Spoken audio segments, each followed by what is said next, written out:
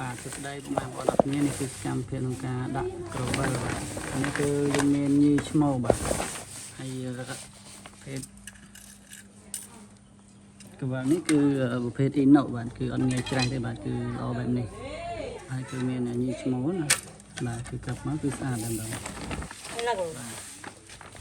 ហើយសម្រាប់តង់ហ្នឹងគឺយើងធ្វើការអ៊ុតខ្សែបាទនេះគឺខាងប្អូនធ្វើការអ៊ុតខ្សែរួចហើយបាទហើយយកមកកឹបកវ៉ាល់ហើយអ៊ុតខ្សែគឺជឿបបែបនេះបាទគឺអត់បែកទេពុកម៉ែបងប្អូនយកទៅប្រើទៅគឺធានាជូនបាទគឺអ៊ុតមកគឺស្អាតបាទអញ្ចឹងសម្រាប់ពុកម៉ែបងប្អូនដែលត្រូវការប្រភេទតង់